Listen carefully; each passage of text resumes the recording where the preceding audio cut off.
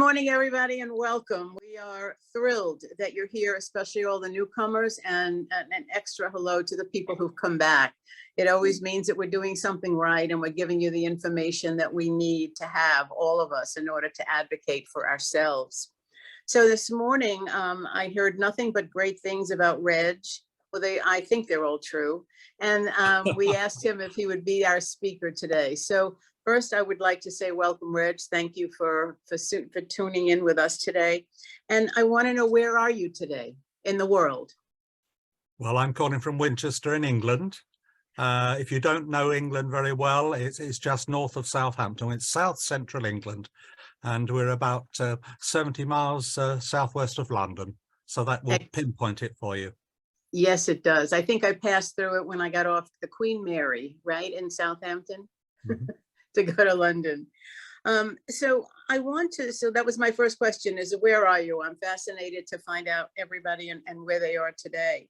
So it said on your very expansive responses to the questions about your history that you retired in 2002 from corporate world, but you joined Rotary in 1983. So for me, it seems like you gave up one job and you took on another full-time job with Rotary. That is probably not quite right, because I've been with Rotary for a long time while I was with IBM. Right. I did a lot of overseas traveling. Mm-hmm. And when I'd recently joined Rotary, when I was on my overseas ventures, I tended to visit Rotary clubs wherever I was. I found it a nice way to spend time. I met other people, but what it really did for me was it actually made me realize how much a force for good Rotary is in the world. And it's through Rotary, I've got a lot of things to thank Rotary for. I got involved in various projects which I feel benefited others and which gave me a lot of personal satisfaction too. Mm-hmm. I was fascinated to read that you started out with a lot of your advocacy and support for HIV/AIDS within the Rotary group. Can you talk about that just for a little bit? Yes, I was on a visit to South Africa, into KwaZulu-Natal, which is an area not far away from Stella. And during the visit, I visited the, various places, but I think the most important thing is that I was asked to speak to a public meeting in Ladysmith in South Africa. In fact, I'd been staying with the president of the Rotary Club of Ladysmith, and he invited me to go along with him to a council meeting that night, a town council meeting, not a Rotary council meeting. And then without any warning, he mentioned from the platform, and by the way, there are about 300 people there. He said, we got staying with us at the moment, Reg and Wendy Ling. Can I invite Reg to come up to the table and tell us something about what he's doing in Rotary? And of course, I was not quite wordless, but I grasped for things to talk about, and I started talking about the eradication of polio. And someone in the audience sort of stood up and asked me a question and said, Reg, we haven't had polio in South Africa for about 40 years. This year, we're expecting about 1 million people to die from HIV/AIDS. What is Rotary doing about it?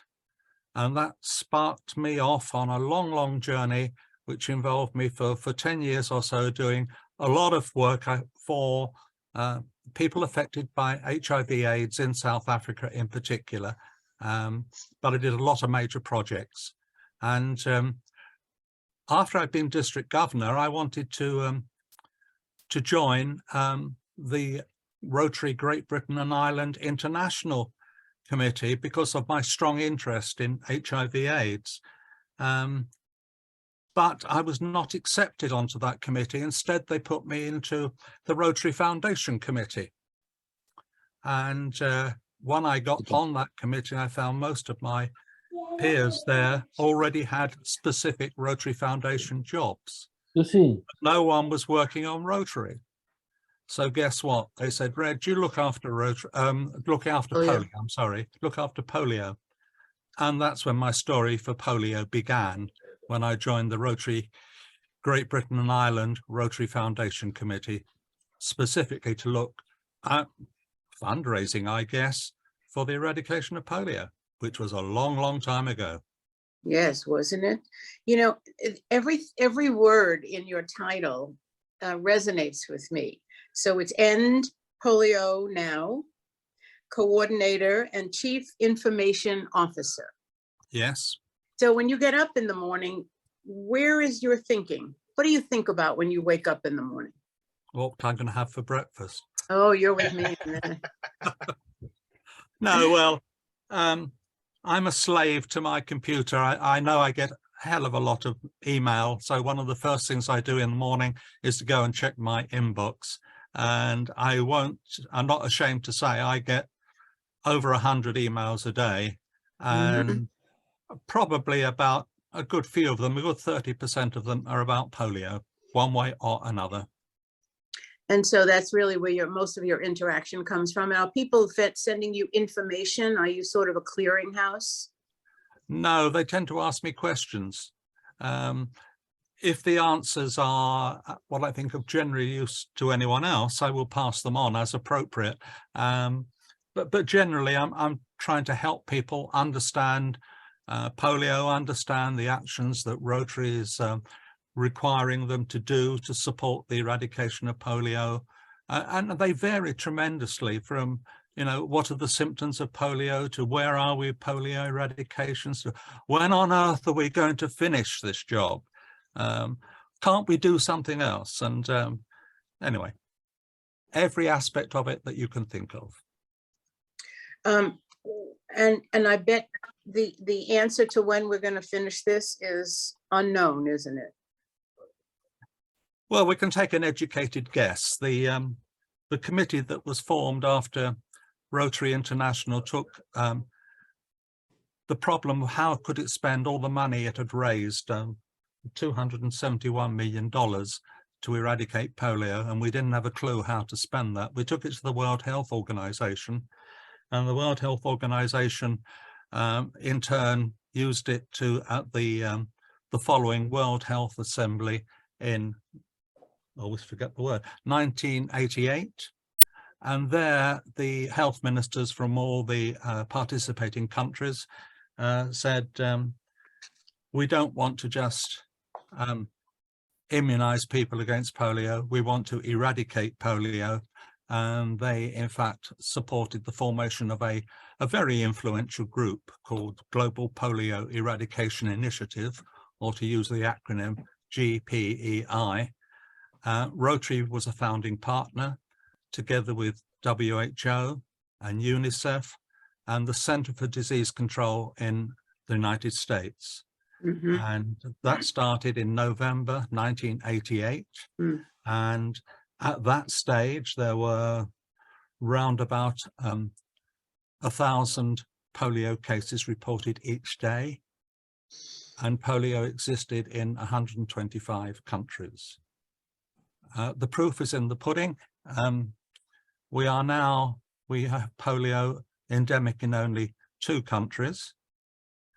We have something like 175 cases a year over the last 5 years. It's been much, much less than that, but it's never been more than 175 in the last 5 years. There is every hope that we're going to interrupt the transmission of the polio virus by the end of this year, 2023. Can you explain exactly what that means, interrupt the transmission? Does that mean using the new OPV2, the new vaccine that doesn't shed the way the old one did?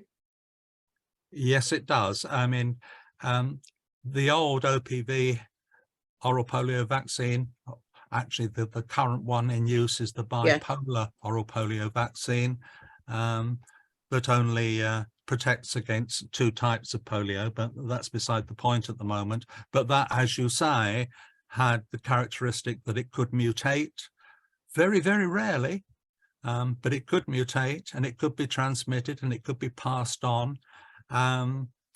And as a result, we've introduced, or not we, but the Global Polio Eradication Initiative researchers and the pharmaceutical companies that we're associated with developed what is called the novel oral polio vaccine that does not mutate in the same way at all.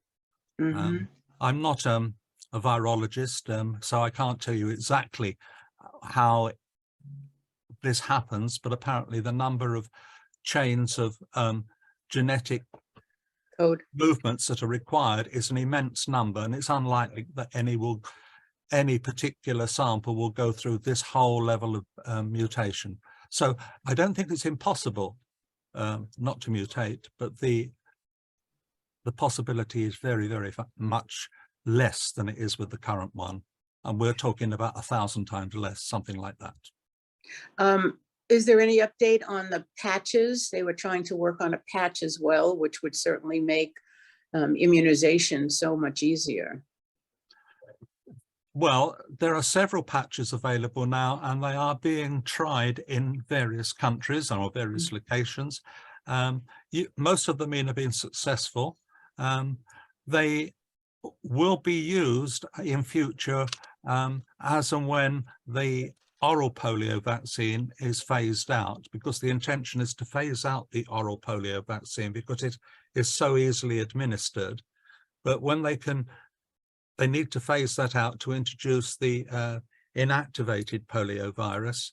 That still needs needle injections. And in a lot of third world countries in particular, the requirements for health workers and attendance at the vaccination is such that the patch might be more beneficial.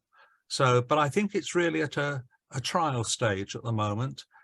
It depends on the situation in any one country, how their health organization is organized, or what the demographics of the country are, you know, just how they implement it. But it's on the table. It's another tool in the cabinet. So one of the things that has impacted us.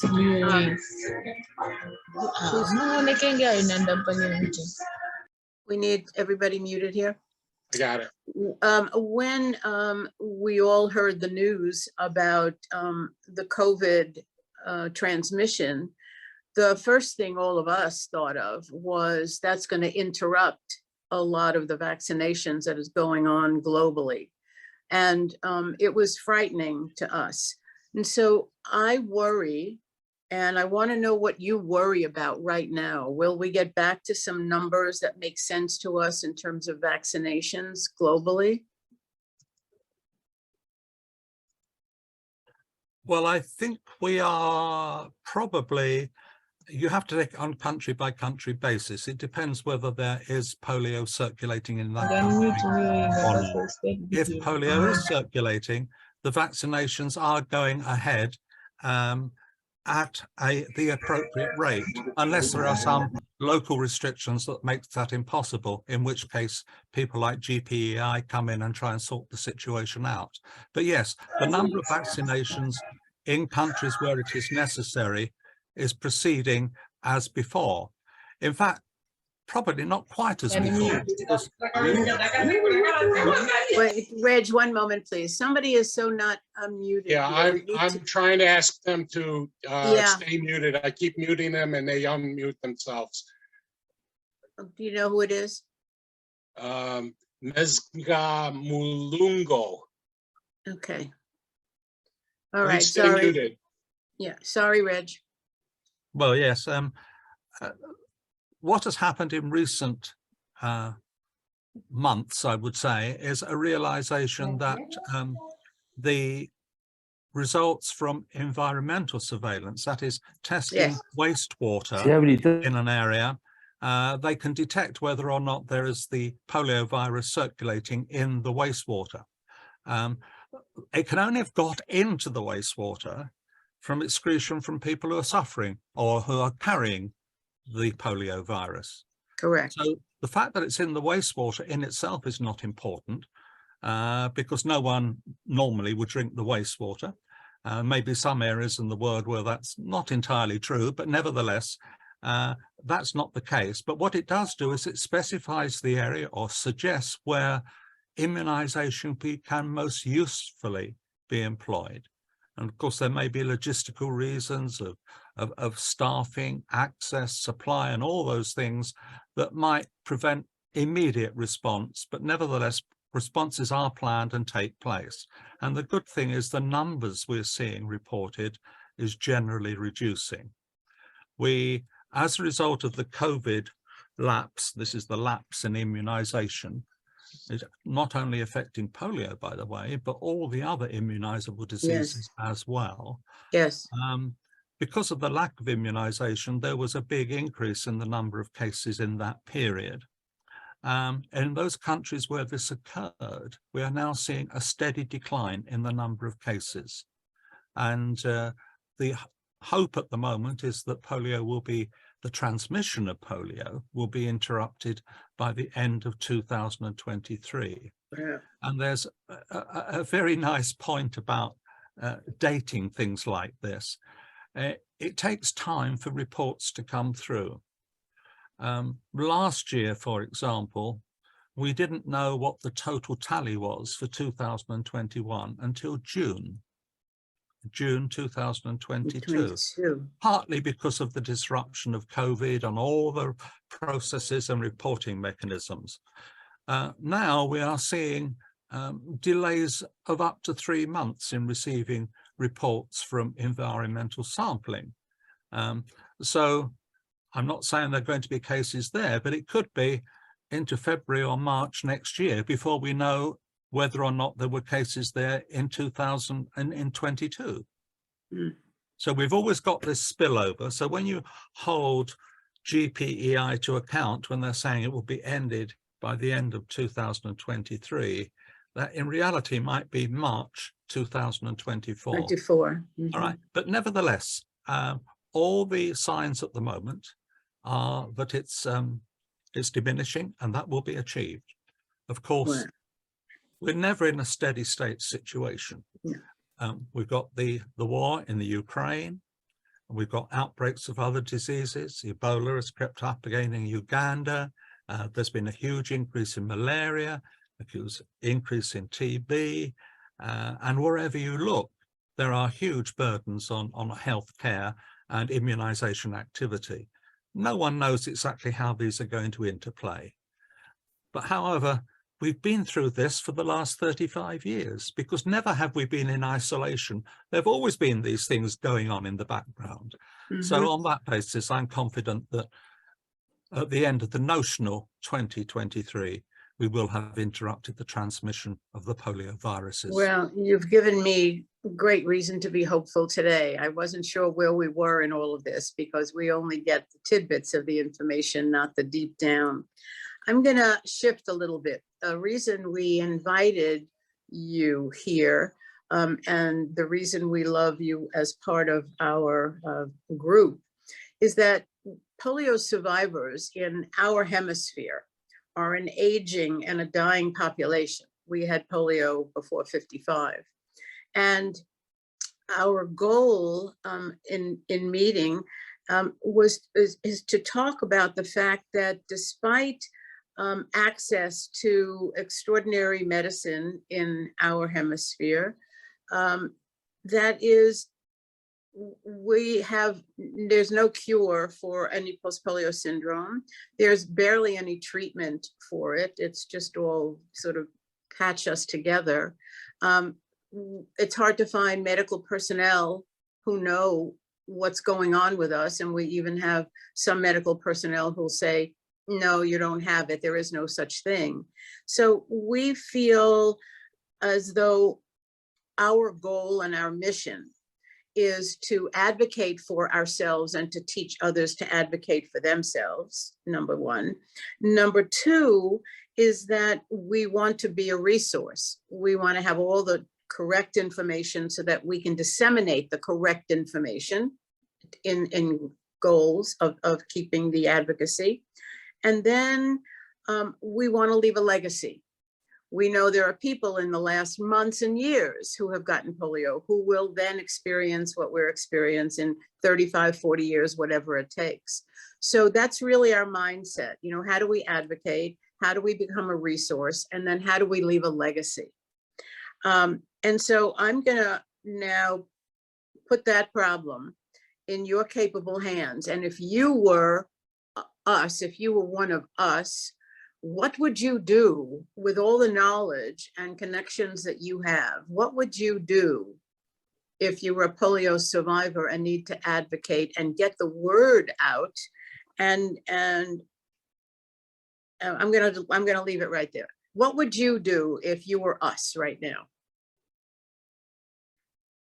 I think you, meaning the group of people who are sufferers, probably have had individually experiences of less than adequate medical insight, knowledge, or treatment. But I think collectively, you need to pull together just how widespread this is.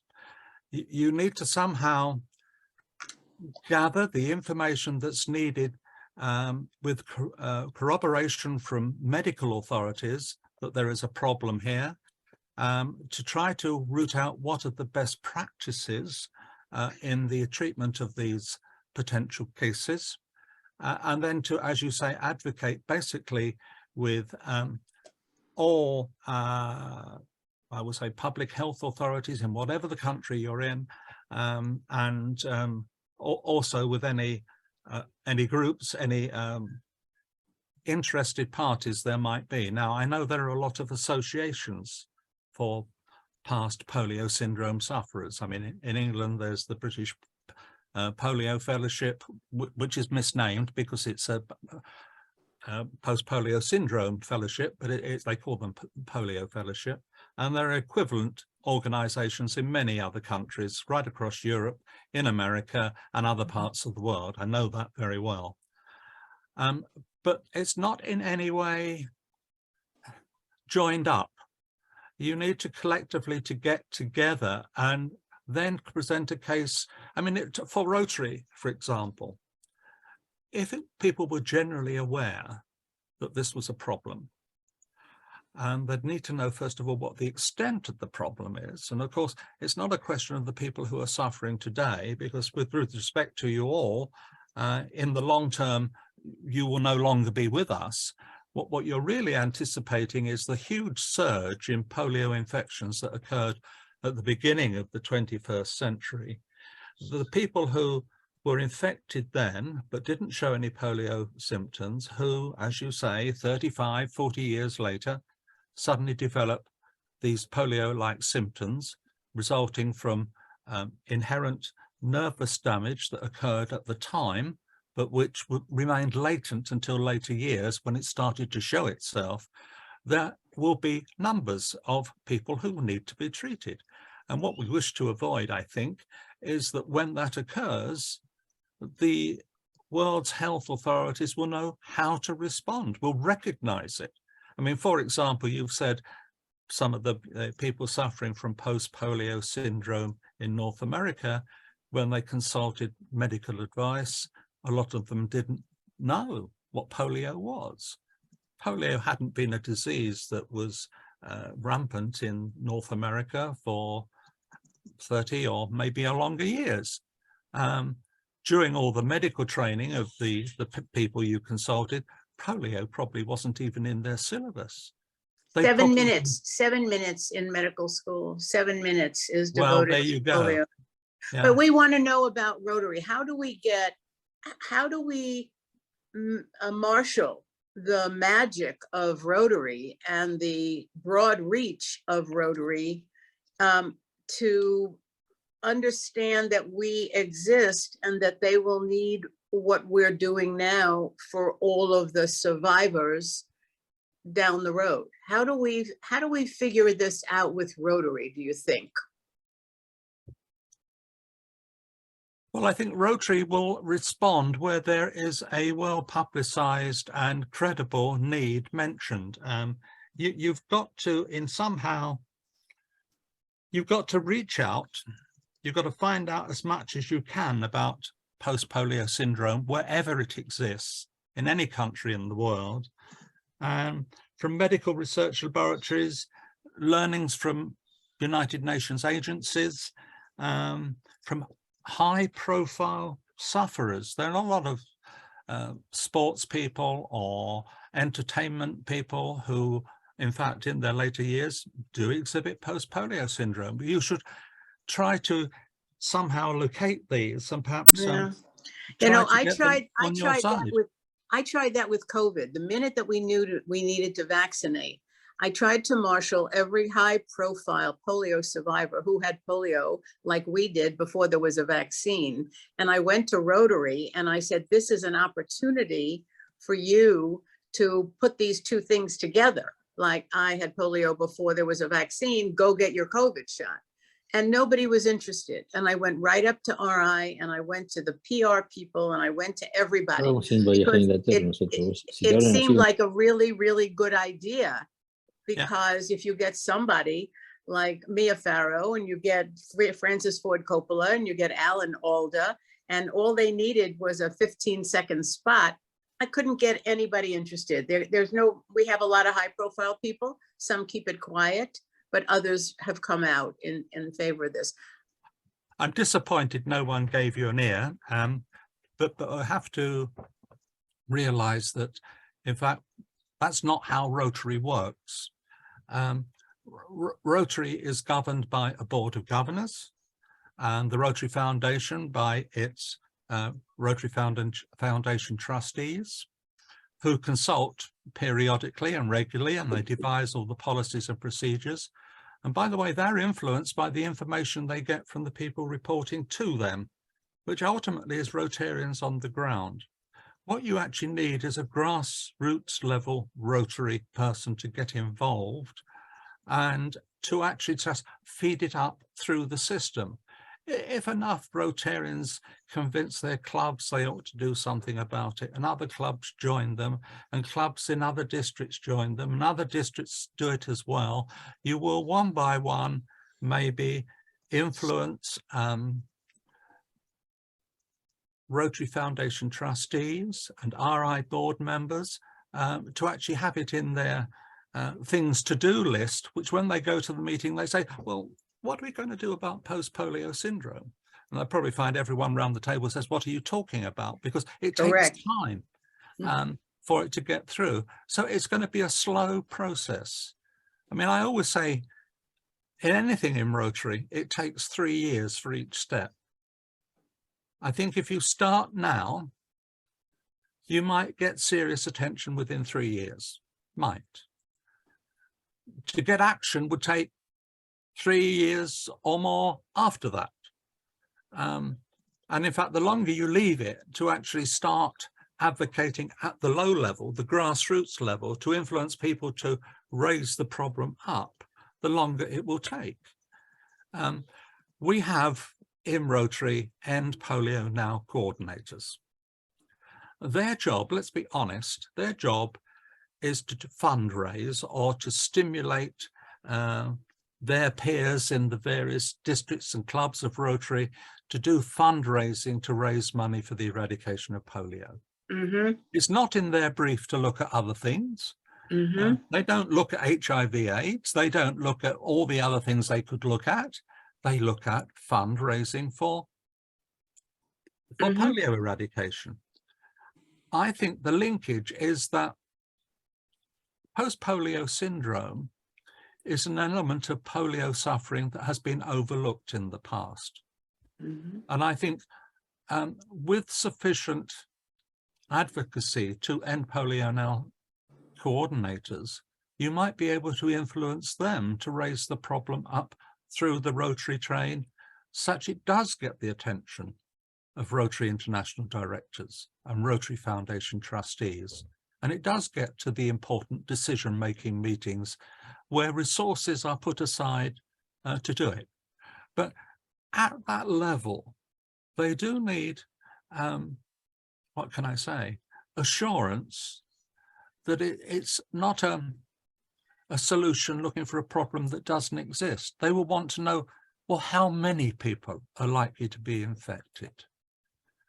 How do we approach these people? And the mere fact that you're forming this action group, in fact, is a stage in that process. I really don't know which specific way you should head, but you do need to as I say, reach out, move forward, collect information, tell as many people as you can. As my fellow Polio Now coordinators on this call will tell you, I haven't been slow to mention it in my internal messaging to them. But I have to remember their main goal is to raise money for the eradication of polio. This is a side issue. I think it's a very relevant side issue, but it needs more than me to bring it to their attention. They need to be aware of things that are happening in their communities, in Rotary clubs, right around the world. And then they will start saying, this is something we should be looking at. Yes, this is realistic. Yes, this is something I should become involved in. And it will happen. You have to build the case. You help the people who were victims of the floods in Pakistan because it's fairly obvious who the victims are. Who will be the victims in 30 years of post-polio syndrome? We don't know. It's guesswork. I don't think people like Rotary are particularly good at saying, we will tackle a problem that's 30 years away. There will always be people who say, well, we've got much more immediate things to think about. They'll start talking about the war in Ukraine. They'll start talking about the drought across the Sahel regions of Africa. They would talk about, oh, I don't know, you name it. There are enough catastrophes and medical issues in the world, many more than Rotary could possibly contemplate, nor any other charitable organization. So you have to actually raise it, should I say, put it on the agenda in how any means you can. The fact that you've triggered me into doing something, I have told as many people as I can in a reasonable way about there is this potential problem. There are existing today a lot of sufferers from post-polio syndrome. Is there not something we should be thinking about, if only to anticipate a surge in such numbers, maybe in 20, 30, 40 years time, whenever it may be? I don't know. And of course, in the world of fundraising, there are enough people who are following specific causes with immediate damage now to actually get them to focus on something that may or may not happen a long time hence is difficult. Not impossible, but difficult. Well, we understand, because this is not really fixable. We just want the awareness out there so that we have some credibility, and we are certainly exploring how best to do that. As one of our extraordinary steering committee women said, we're just planting seeds now, because we need to understand that this will take time, and we want to be the spearhead of this. Not that you can fix us. Nobody can really fix us. We just want you to know that it's going to happen to so many other people. And that really is our goal, is to raise the awareness of it in that way. Well, I think you're heading in the right direction. Whether you've encompassed all the possibilities or not's another matter. You probably have not. You've caught my attention. You've caught the attention of some of the Polio Now coordinators who are joining this call. I know Mike McGovern, who is in fact the chairman of the Rotary International Polio Plus Committee, has talked to you once before, and I believe from Ken that you've got him booked for another talk in the near future. Yes, next month. That's right.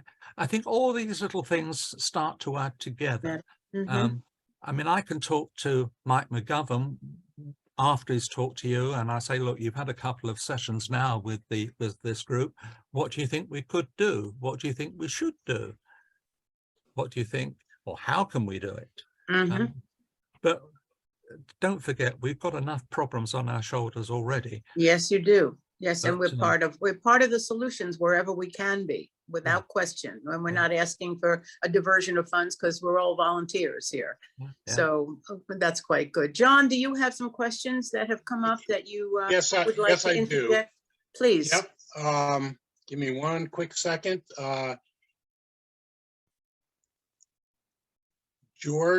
Chuck Albert asked, my question is, the older Sabin oral vaccine, is it still manufactured, or is it only the new oral polio vaccine that's going to be out there? At present, the stocks of all oral polio vaccine, but excluding type 2, are still being manufactured, but they're being phased out. They're switching over to novel oral polio vaccine. But Which if is you ask me now- injectable? Which is No. injectable? No, it's oral No, also? no, it's oral. Got it. No, I they just are want- switching over. There are logistical requirements for any country to be able to adopt the new vaccine on the basis of what their practices have been and what the situation is in their country. But these have been all now, I think every country has now applied for use of the novel oral polio vaccine. I don't think there are supply problems, but I think there are all sorts of logistical issues about, you know, how do we get it there, who's paying for it, all the rest of it, you know. Got it. On the who's paying for it, I mean, the Global Polio Eradication Initiative has been in the past paying for a lot of these vaccines. In fact, the monies that Rotary International donates to GPAI, part of that is used for these vaccines.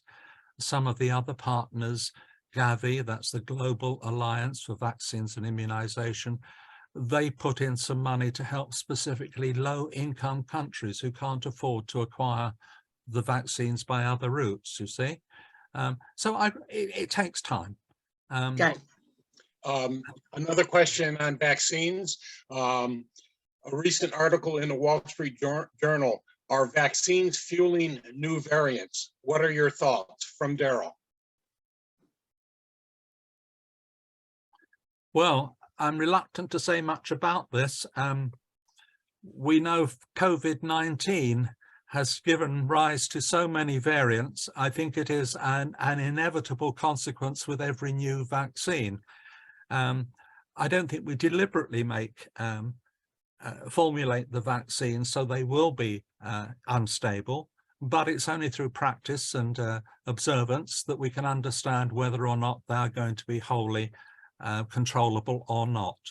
I think they're using techniques now in the production of vaccines that didn't use before, and I believe, and it is only a belief, that the newer vaccines that are being made, not just for polio, but for a lot of other diseases as well, are much more stable and are less likely to mutate. So I think the world is improving from that point of view.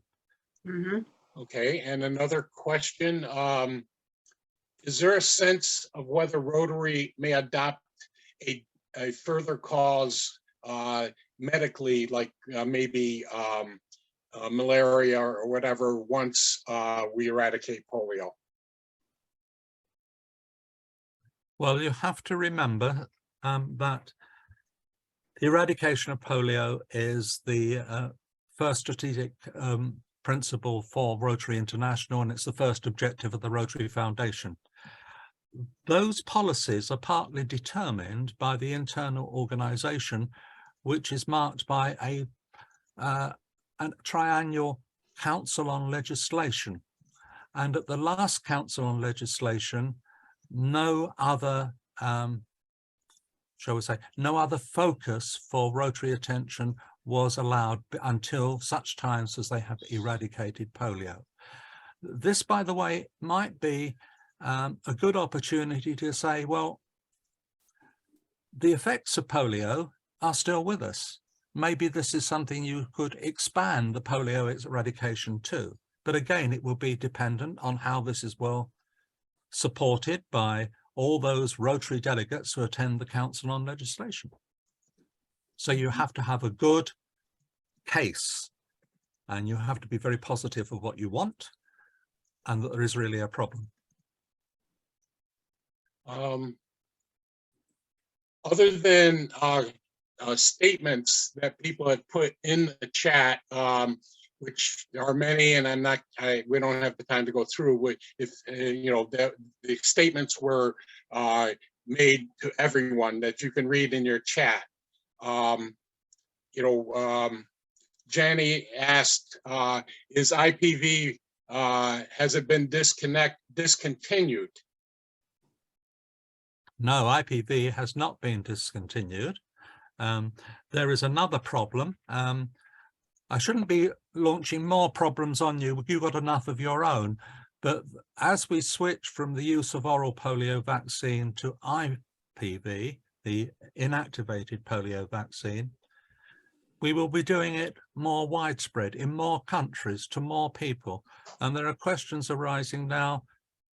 Have we got the supply of these vaccines ensured for the post-transmission period? Because we have to have a period where we continue to vaccinate with the inactivated polio vaccine to ensure it doesn't reoccur. But if you don't have enough vaccines, that itself could create a problem. So I can tell you a lot of work is going on at the moment to devise way we can incent manufacturers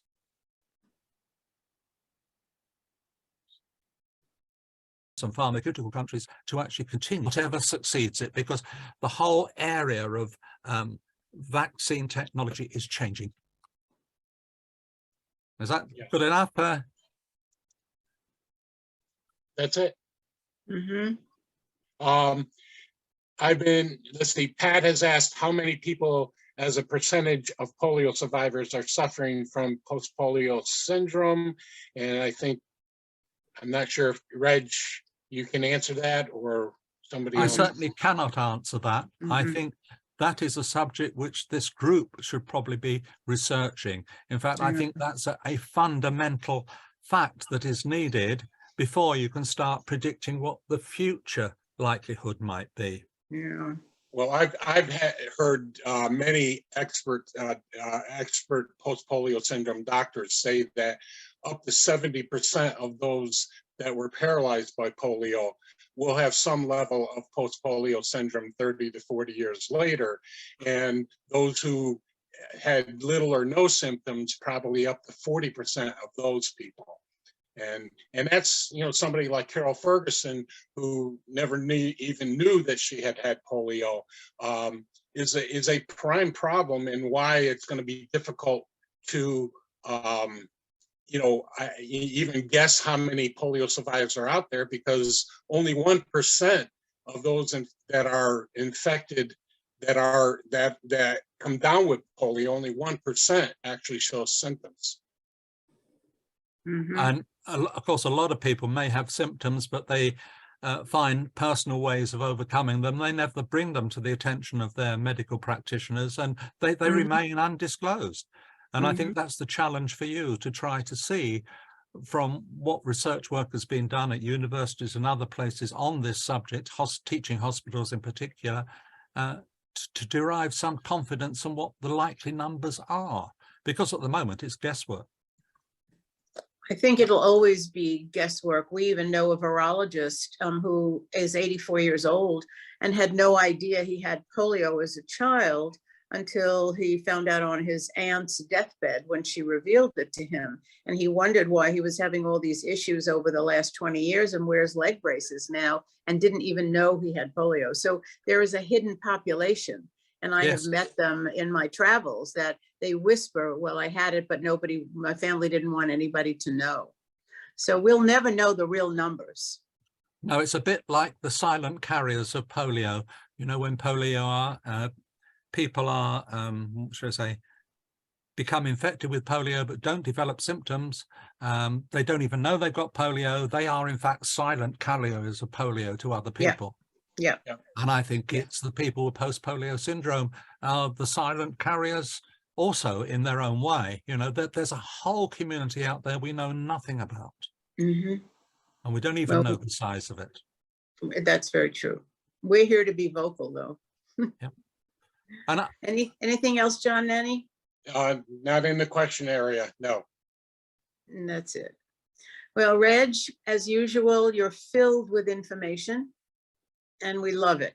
We need it, we want it, and we're here to support you. Every time you think you've found somebody who can help us just get the word out that we are here, we will definitely give you the information you need. Well, I think I feed a lot of stuff to Ken. Some of it I hope is useful. And when I come across something I feel is relevant, I always let Ken know straight away. And we so appreciate it and appreciate your being here with us today. What did you learn today from us? You didn't ask me very many questions about Rotary. Ken had briefed me to say that a lot of your members are not Rotarians, and they might appreciate some view of what has Rotary done in this scene. And that was, I was building up to tell you that, but anyway, maybe another time. I think we all know that you have been committed. I mean, the fact that you have risen up and you have taken such a commanding lead as Chief Information Officer. We talk about Rotary a lot within our groups, and you summed it up perfectly, that you walk into a club and you know everybody is there for the greater good.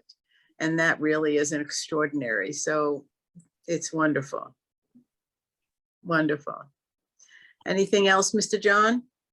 No, that's pretty much it. Great job, Reg. Thank you so much. Yeah, really. Thank you all. Thanks for tuning in today. We have another meeting 2 weeks from today at the same time on that Thursday, and we're going to keep it open as kind of a coffee talk.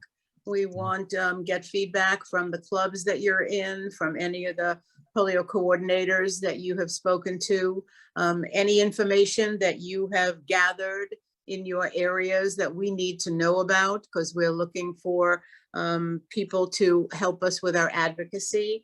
So 2 weeks from today, and Ken will send out another a Zoom link for us, and then we will meet up again. We have one last one. Okay. Chuck said that he applied to Rotary, never received the response. My answer to that is most likely if you went to rotary.org, it takes a while for them to get it to the local clubs. I would suggest that you check with your in your area, the local Rotary clubs, and contact them directly. Can I confirm that's the right way to do it in Rotary? You start at the bottom and work up. Yep. Great. Absolutely. Thank you so much. Ina, thank you for giving me the opportunity to talk to you. And for anyone who's listening, if they've got any questions about polio that's in my remit anyway, don't be afraid to ask me questions. Send them to me by email and I will do what I can. If I can't answer them, I will find out. We'll funnel them through Ken, and then you can save some of those emails each day. How's that?